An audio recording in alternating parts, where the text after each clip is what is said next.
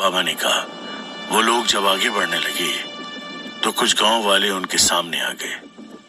देखिए, ये सब कुछ आपके पिता की वजह से हुआ है। उन्हें लोगों ने समझाने की कोशिश की थी, लेकिन वो नहीं माने। अब यहाँ मौत का सिलसिला रुकने का नाम नहीं ले रहा। गांव के एक उम्रदराज शख्स ने कहा, देखिए, मेरे पिता ने जो कुछ भी किया वो गांव के भले के लिए किया था। हाँ, उनसे एक गलती जरूर हुई थी कि वे उस मनहूस हवेली में चले गए थे। उन्हें भी अपनी इस गलती की सजा मिली है। उस दिन से वे भी लापता हैं। उनका सपना था कि अगर गांव में फैक्ट्री शुरू हो जाएगी तो गांव की गरीबी कम होगी और बेरोजगारी दूर हो जाएगी। अब तक जिस गांव की तरफ सरकार ने ध्यान नहीं दिया था, फैक्ट्री शुरू हो जाने से उसकी तरफ सरकार भी ध्यान देने लगती। मुझे इस हादसे का बहुत दुख है, लेकिन आगे से आप लोगों के साथ ऐसा ना हो, मैं इसी के लिए कोशिश कर रहा हूँ। सिद्धार्थ ने गांव वालों को कहा, अभी हम लोगों को कुछ काम है, इसलिए हम यहाँ रुक नहीं सकते, लेकिन इतना समझ लो कि ये लड़का गांव वालों को अभिशाप से आजाद कराने के लिए अपनी जान की बाजी लगाने को तैयार है। ये कहने के बाद बूढ़े बाबा सिद्धार्थ को लेकर सर्किट हाउस की तरफ आगे बढ़ गए। सर्किट हाउस पहुंचकर उन लोगों ने वहां के स्टोर रूम से अपनी जरूरी सामान इकट्ठा किया। लगभग शाम के 5 बज रहे थे। सिद्धार्थ ने सोचा कि ये वक्त सही है जब उन्हें उस कुएं के पास पहुंच जाना चाहिए, क्योंकि वहां पर बबूल की कांटेदार झाड़ियां थी।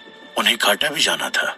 एक बार वहां के लिए निकलने से पहले सिद्धार्थ ने सोचा कि गौरी के हाल चाल जान लिए जाए। वो 2 मिनट के लिए मिस्टर बजाज से बात करने के लिए उनके कमरे में गया। मिस्टर बजाज उस वक्त अपने कमरे में नहीं थे। वे गौरी के पास बैठे हुए थे। गौरी गहरी नींद में थी। अंकल, अब गौरी की तबीयत कैसी है? सिद्धार्थ ने पूछा। पहले से बेहतर है, लेकिन नींद में बड़बड़ा रही है। शायद वो डरी हुई है। उसे थोड़ा बुखार भी आ गया है। मुझे लगता है कि अब वो प्रॉपर रेस्ट करेगी तो जल्दी ठीक हो जाएगी, मिस्टर बजाज ने कहा। वो दोनों जल्दी वहां पहुंच गए।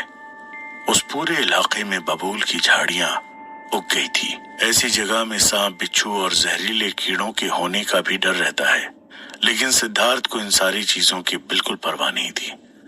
वो आज किसी भी हालत में उस पहेली को सुलझाना चाहता था। सिद्धार्थ ने पहले कुएं के आसपास की झाड़ियों को साफ करना शुरू किया, लेकिन वीरानगढ़ में ऐसा कुछ भी करना इतना आसान नहीं था। जिसका डर था वही हुआ। अचानक वहां पर बहुत सारे सांप निकल आए। सिद्धार्थ और बूढ़े बाबा दोनों वहां से तुरंत भागते हुए बावड़ी के पास गए। बाबा, जब तक सांप कहीं चले नहीं जाते, उस कुएं में उतर पाना इतना आसान नहीं होने वाला है, सिद्धार्थ ने कहा। तुम सही कह रहे हो, लेकिन यहाँ पर परेशानियां इतनी आसानी से खत्म नहीं होने वाली। उस हवेली की कोई भी गुत्थी सुलझा पाना इतना आसान नहीं है। चलो, थोड़ी देर बाद हम दूसरी तरफ से कोशिश करते हैं, बाबा ने कहा। थोड़ी देर बाद आसमान में चमगादड़ों ने उड़ान भरना शुरू कर दिया। बावड़ी किसी जगह पर जाकर वो लोग खड़े हुए थे।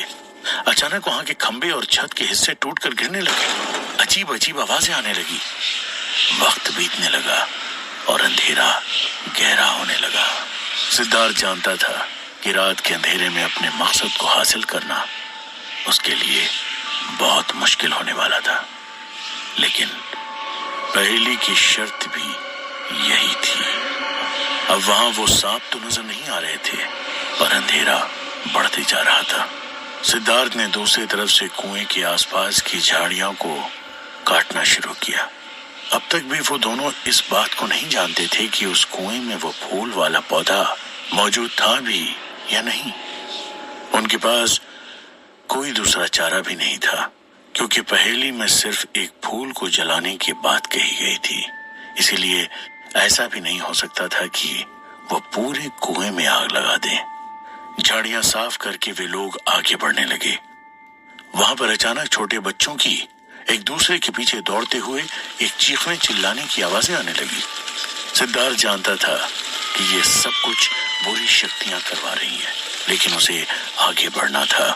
تبھی اچانک بوڑھے بابا کی آواز آئی، سدھارتھ مجھے بچاؤ، میرے پیر زمین میں دھسے جا رہے ہیں۔ سدھارتھ نے پیچھے دیکھا تو جہاں پر اس وقت بوڑھے بابا کھڑے تھے وہاں سے 100 میٹر کے دائرے میں ایک دلدل تھی جو کہ اوپر سے دیکھنے پر بالکل سمجھ نہیں آ رہی تھی۔ کیا یہ سدھارتھ کا دھیان ہٹانے کی کوشش تھی یا بوڑھے بابا کی جان سچ مچ خطرے میں تھی؟ اچانک وہاں پر زور زور سے ہنسنے کی آواز آنے لگی۔ سدھارتھ نے کنویں میں اترنے سے پہلے اپنی کمر کے آس پاس ایک بیلٹ اور رسی باندھی تھی اور اس رسی کو پاس ہی کے ایک ببول کی پیڑ سے باندھ دیا تھا۔ تو سدھارتھ کا اگلا قدم کیا ہوگا؟ دلدل میں پھنسے بوڑھے بابا کو وہ کیسے نکال پائے گا؟ کیا ہوگا اس پہیلی کا پربھاؤ؟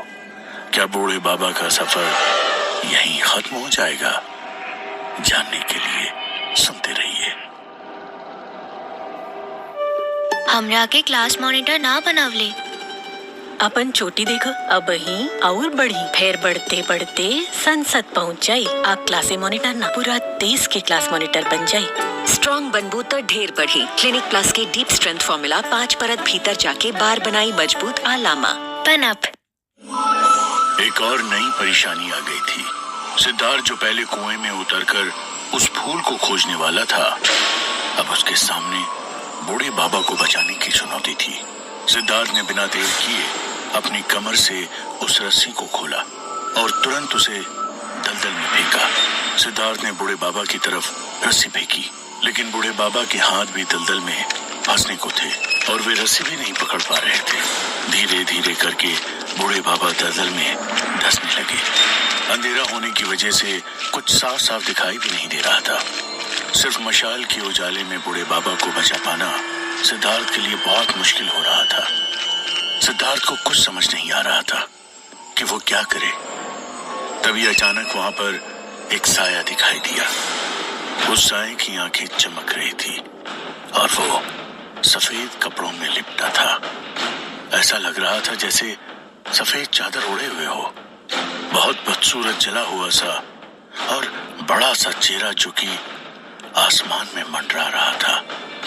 डर के मारे सिद्धार्थ पसीना पसीना हुए जा रहा था और बूढ़े बाबा दलदल में और भी ज्यादा फंसते जा रहे थे। सिद्धार्थ तुम उधर ध्यान मत दो, मेरे पास रस्सी फेंको, बूढ़े बाबा ने चिल्लाते हुए कहा। बस थोड़ी ही देर बाद आसमान में चांद निकल आया। अब सिद्धार्थ को बूढ़े बाबा दिखाई देने लगे थे। उस भूत का चेहरा बड़ा ही भयानक लग रहा था। उसकी आंखों की जगह आर पार दिखाई दे रहा था। आज तुम दोनों की जिंदगी का आखिरी दिन है। ये पूर्णमासी तुम्हारी जिंदगी की आखिरी रात है। ये कहते हुए वो साया जोर जोर से हंसने लगा। अभी तक वो साया ऊपर मंडरा रहा था और उसने किसी पर भी हमला नहीं किया था। तो क्या सिद्धार्थ जल्द ही बूढ़े बाबा को बाहर निकालकर अपने काम में जुट जाने वाला था? क्या वहां मौजूद वो भूत ये सब कुछ इतनी आसानी से होने देने वाला था? क्या वो अभी भी कोई हमला नहीं करने वाला था या वहां कुछ बहुत खौफनाक होने वाला था?